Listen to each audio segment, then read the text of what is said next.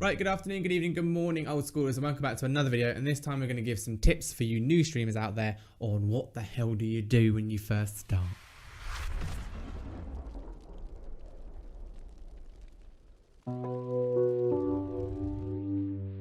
Today's video is going to be slightly different in that it's not going to be a tutorial, it's not going to be a highlight, it's actually just going to be a little chit chat, and it's going to be me explaining to you guys things that I wish I'd done when I first started streaming, and through me telling you them, hopefully you start off on a better foot than maybe me or some others out there have, and I can impart my advice and my knowledge and wisdom onto you. So as the title says, this is 5 things basically that when you start streaming I think that you should do. Part of this is going to be tailored towards PlayStation streamers as well, PlayStation/PC streamers, only because of some of previous videos that we've done that give you advice.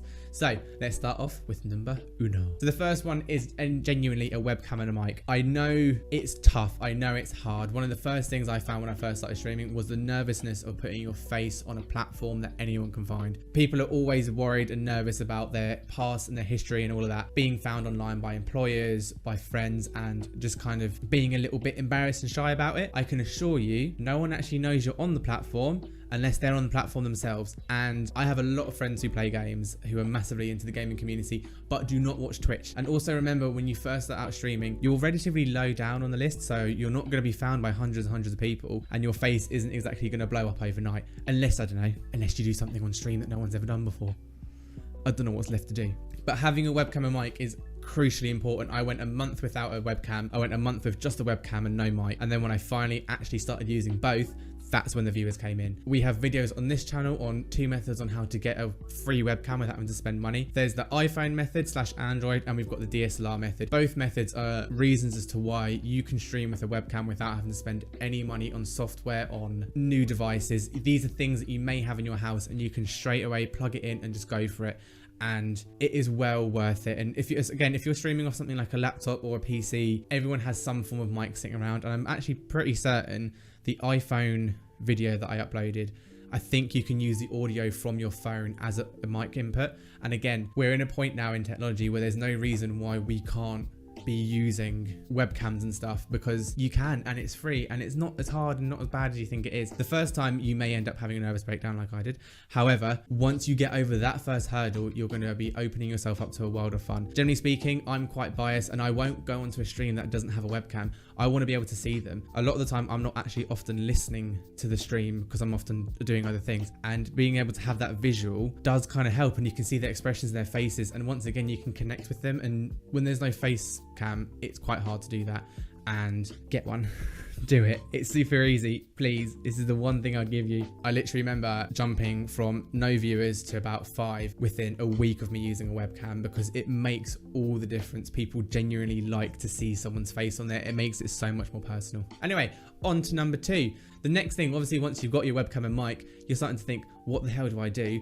How do I perform for this? Be yourself. I promise you, you're not as weird as you think. If you just sit there, as an introvert myself, if you just sit there, you genuinely commentate on your own life as it is. I don't know if other people do this, but if you're in the house on your own, you kind of chat to yourself. Do that on stream. Sit there and just say what you're doing, even if it's literally as simple as, I'm going to start walking forward now. Oh, let's see what's down here. Oh, let's check this out. Commentate absolutely everything, because no one wants to come into a stream that's literally got radio silence. And I know you can have music in the background, but that's not as fun as someone talking at you.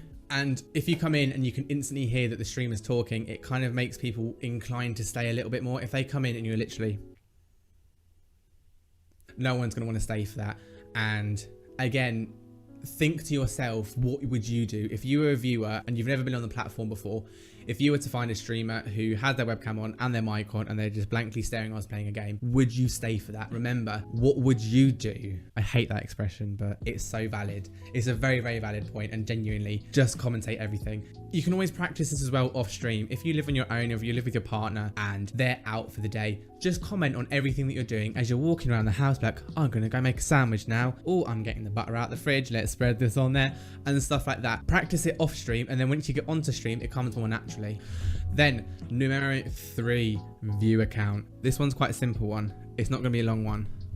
Turn off your viewer count. Don't look at it. if you're streaming off a computer, you can literally hide it, please. But in all seriousness, hide it. It is the most, you're creating toxicity for yourself. If you're sat there, you go live and you see that 0, 1, 2 people there, you're gonna feel negative. And that's nothing that you can help. No one can help feeling bad when they go live and they put something out on the internet they've worked on and they get no response for it. No one likes to see that. By having it on there and constantly checking it, all you're doing for yourself is making yourself feel more and more negative as the stream goes on. And by the 4th, 5th, 6th hour, you're going to literally sit there and be like, well, fuck this, no one likes me kind of thing. And that's a natural response. No one can help that. And that's why I beg you to turn that view account off. And if you're on PlayStation, just hide that chat bit and use your phone to look at your chatters. Just hide it. Don't ever look at your view count. It's not a good thing at all.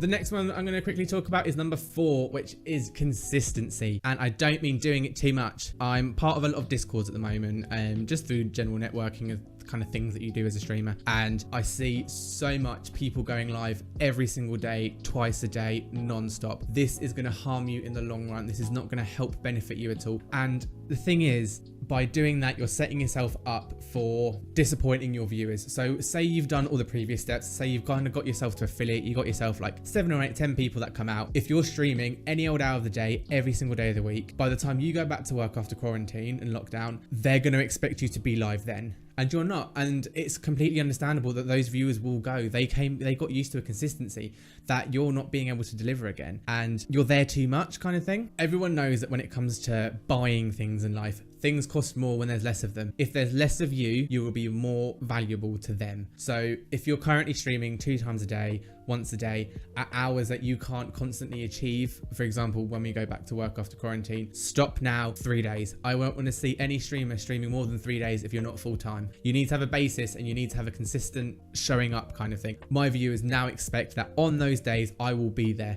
All I'm going to say from that is if you're currently streaming because of lockdown, imagine you were back at work right now. What would your hours be? Set that up as your schedule.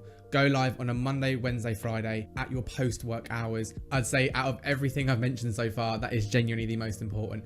And then lastly, this one's kind of aimed towards the PlayStation viewers. So we're just going to kind of talk to them for a second. If you've got a PlayStation, please check out this video on how to stream your PlayStation to a PC. If you have a computer in your house and you have a PlayStation in your house and both are wired connections, this video will tell you how to stream to your computer. This means that you can have alerts on there. That means you can monitor things in a lot more better way than you would through your phone or through watching it on the TV. Please do this because it will save you a lot of money without having to buy a capture card, and it means you can have a better quality stream in the long run. As I said, unfortunately, Xbox people, I don't know how to do this for you because I haven't got an Xbox myself. However, PlayStation people, watch that video, stream to your PC rather than off the console, and you can have fun looking streams with overlays and alerts and webcams and stuff. Though saying that, even if you are streaming off your PlayStation, you can still plug a webcam into that. However, you would have to buy one of the proper PlayStation webcams. And then lastly, bonus one, because that last one only technically went for PlayStation viewers: images, look, art and stuff. Do not use a mascot as your image. That's going to be the one thing I say to you. Do not use one of those very, very cliche mascots from Fiverr as your image. Please get a custom piece of artwork done from lovely, lovely artists out there on other pages. Don't pay £5 on Fiverr. Or even go to one of my friends, Deadweight Design. He did a logo for me and he's got a logo for himself which looked really, really damn good. Link in the description below to his Instagram. Give him a message, give him a bell. I'm sure he'll help you. But it's better to have either your face or a logo that looks like you. Don't have one of these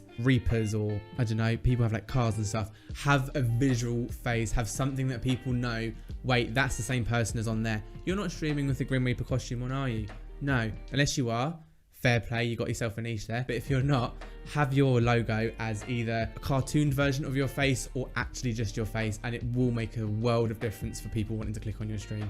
I think that's my 5 first top tips for brand new streamers. So if you've enjoyed it, please give a like, comment and subscribe down below. If there's something you think that was awful about the advice I gave you, let me know. I can take criticism. Other than that, we have some of our other socials flying by here. We've got Instagram, Twitter, YouTube and Twitch. We go live on Twitch every Tuesday, Wednesday, every other Thursday and every Sunday from 7 until 10:30. So maybe we'll catch you out there. If not, we'll have a video on here every Monday and Thursday. So content for you literally everywhere. But those were the 5 quick tips on how to start off as a streamer and what to do when you're feeling overwhelmed because you've just started streaming and no one knows what to do when they start. But now you have this video telling you what to do. Quick disclaimer, none of this means you're guaranteed to become an affiliate within 2 weeks. However, it will definitely increase your chances and it will make you look like a better, more professional streamer from early on, which we all deserve.